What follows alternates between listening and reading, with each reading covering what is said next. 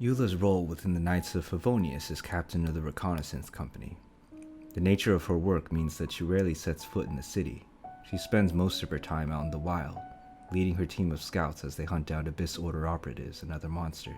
Known as the Spindrift Knight, Eula wields her blade with consummate skill, but perhaps more importantly, she is well versed in strategy and possesses great courage and excellent intuition. Grandmaster Varka had nothing but the highest praise for her, even declaring once that she was the Dandelion Knight's equal on the battlefield. On the face of it, to have two such outstanding knights attending to the defense of Mondstadt in a single generation should be a cause for nothing but celebration. But dig a little deeper and there is a fundamental difference between Jean and Eula, for Eula is a descendant of the once aristocratic Lawrence clan.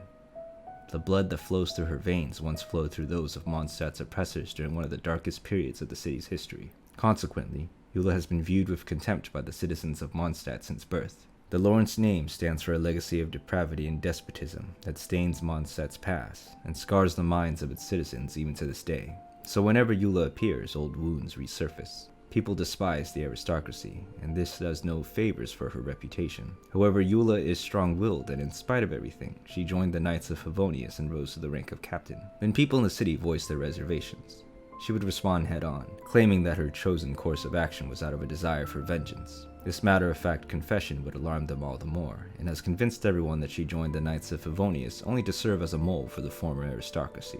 One person who sees things differently is acting Grandmaster Jean. In fact, she speaks rather fondly of Eula. The rumors are all groundless. The Spindrift Knight is simply misunderstood. That's all, says Jean.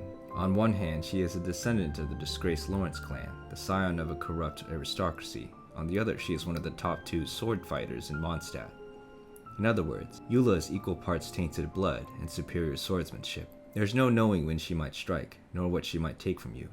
In the eyes of the citizens of Mondstadt, the reconnaissance captain is as unpredictable and tumultuous as the waves on a stormy sea. Eula responds with a cold haughtiness to accusations of this nature. To any who dare insinuate such things to her face, she replies, "How dare you?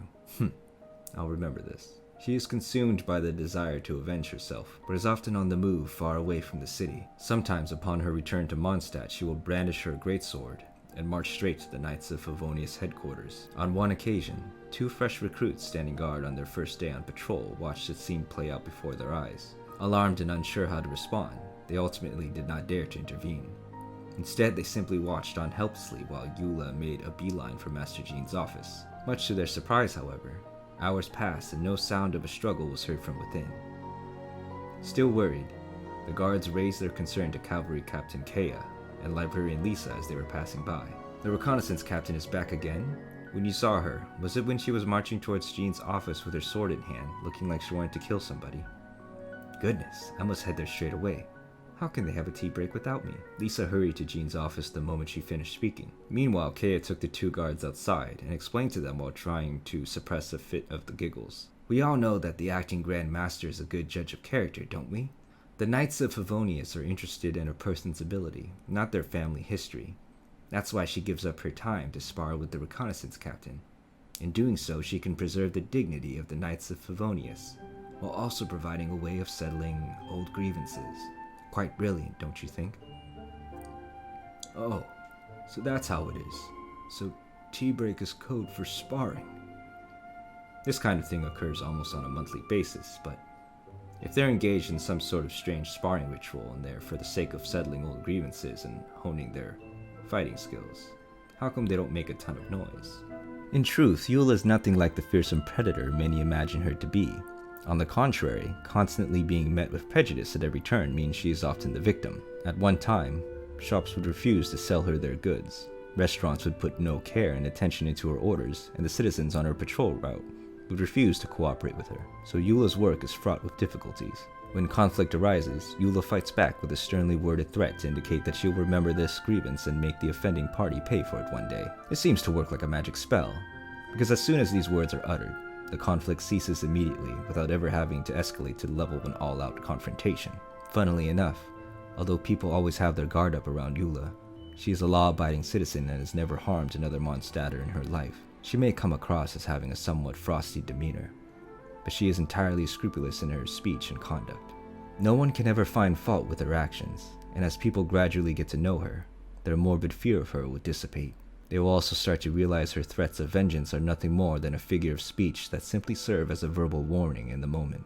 Eula, who may or may not be working to bring down the Knights of Favonius from the inside. Eula, who may or may not be an aristocrat mole. New recruits in the Knights of Favonius find her the most difficult person to deal with. When Jean sends a new recruit to track down Eula in the wilds and deliver a new set of verbal orders, they always receive the same response.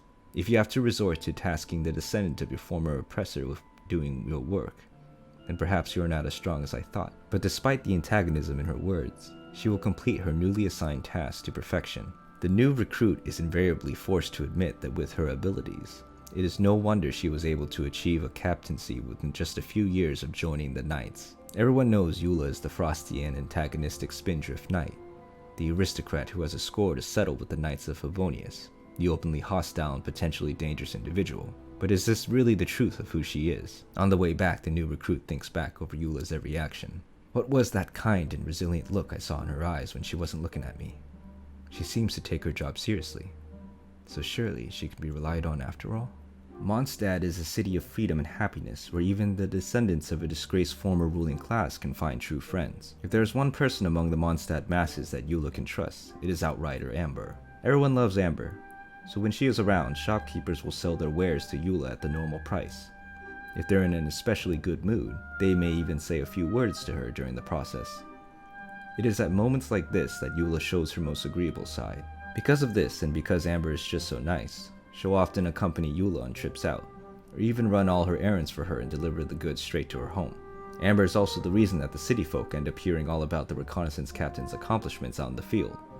Each time Amber informs them of Eula's long list of achievements in battle, they can't help but let out a little gasp of surprise. Early one weekend morning, Amber stood behind a makeshift rostrum erected on a wooden crate and began announcing Eula's latest highlights.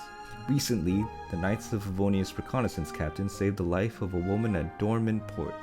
After further investigation with this woman's close cooperation, she then proceeded to successfully capture all the Abyss Order operatives hiding in the vicinity of the port. The woman in question was a renowned legal expert from Liyue, and the Knights of Favonius here have since received official correspondence from the Liyue Communications Office thanking the reconnaissance captain for her deeds. Whether because Amber's persistent efforts have overcome historical prejudices, or because Eula's achievements as a knight have quelled the long-standing fear in people's hearts, Eula's life has changed noticeably in recent years. Most of the city folk are no longer hostile towards her, and she has won over the members of the Knights of Favonius with her consistent results in the field. As for the members of the reconnaissance company under her leadership, they support her unconditionally. They always have her back when they head out to Mondstadt's outskirts to defend the peace of their nation.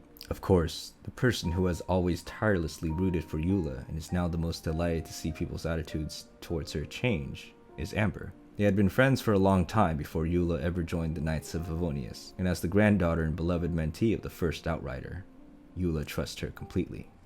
One might not expect this from her frosty attitude and sharp tongue, but Eula is a talented chef. The reconnaissance company today prides itself on having the best field rations in the Knights of Favonius. One staple of their inventory is a moon-shaped pie. Though a field ration, this wonderfully delicious and highly portable food is loved by all who try it. The reconnaissance company's designated chef once admitted that when developing this item, she was inspired by the captain's own baked goods. She extended the baking time to make the crust tougher, and also substituted a few highly perishable ingredients with ones that last longer, reducing the cost while significantly prolonging the shelf life. Even after such a major change to the recipe, the pie still tasted delicious, so whenever the scouts are snacking, they can't help but wonder, if this is the field ration version, how delicious must the captain's original recipe taste? The answer to this question is buried deep within the pages of a dusty old book in the library. The Lawrence clan may have been overthrown a long time ago, but they have never given up hope of one day rising again and reclaiming their place as the ruling class, so that they are always prepared for this monumental moment. Their offspring are subjected to an educational regime so unbelievably harsh that it is considered borderline abusive. Noble obligations must be performed to absolute perfection in every possible sense, and these obligations cover etiquette, ritual, and study, as well as cooking and other domestic chores. In the eyes of the Lawrence clan, post-liberation Mondstadt lacks etiquette and taste. When the day comes for our clan to seize power once more, there shall be none who are qualified to be our servants. We must be cautious. We must never stoop to the level of the commoners and set foot in the quagmire of vulgarity. The Lawrence clan's culinary arts teacher was particularly strict. If your dough was missing a half spoonful of flour, or if your condiment was a few grains of salt short, or if you were 2 seconds late removing something from the oven, you are likely to be both scolded and disciplined. As far as Eula is concerned, the haute cuisine revered by the aristocrats is just another worthless consequence of people dogmatically following outdated rules. For this reason, the only kind of person who Eula will permit to try her own home baking is someone who she respects? No, that'd be taking it too far. Rather, it should be someone who she grudgingly accepts, who will keep following me around and bothering me, seemingly undeterred by my warnings, despite having crossed me many times to date. Besides traditional etiquette, art is the second most highly prized asset to the aristocrats, known as the second soul. The Dance of Sacrifice, a ritual used by illustrious families to display their nobility, is thought of as the crystallized form of the soul, the prized gem in the ruler's scepter. Folklore holds that Mondstadt's most illustrious clans jointly created the Dance of Sacrifice long before the aristocracy's reign of bloodshed began. The third act, which represents the Lawrence clan, is a solo dance known as the Flickering Candlelight. The most important part of the Dance of Sacrifice, it was performed by the most senior dancer, who was typically the eldest daughter of the clan. The Lawrence clan would summon top dancers to serve as tutors for the eldest daughter and ensure it was performed to perfection. Bleeding toes were seen as a point of pride and a rite of passage for every dancer. This ancient ceremony was a continuous tradition for so long that even today, long after being expelled by the people of Mondstadt, the Lawrence clan still honors it. However, without the grand banquet and the gorgeous stage that once featured prominently in ceremonial performances, the Dance of Sacrifice is now far from the grandiose affair it once was. Furthermore, the stringent requirements regarding the dancer's posture and movements have also been relaxed due to the lack of tutors. In the end, the Lawrence clan reluctantly decided that it could no longer be a mandatory part of the curriculum, and they relegated it to an artistic pastime. Over time, the negative connotations and elitist expectations associated with this dance have faded away, and today it survives simply as a graceful dance. As the eldest daughter of the present-day Lawrence clan, Eula found it to be a relaxing pastime in her youth, and a welcome respite from her other grueling courses of study. Today, Eula appears to have put her artistic pursuits behind her. At least no one pictures dancing when they think of the Spindrift Knight. Nonetheless, a distinctly dance-like aesthetic can be observed in Eula's blade work, along with an elegant rhythm and musicality that are difficult to capture in words. As her greatsword rises and falls and sways to and fro, her distinctive and graceful poise is like that of a dancer under the moonlight, far away, immaculate, and sublime.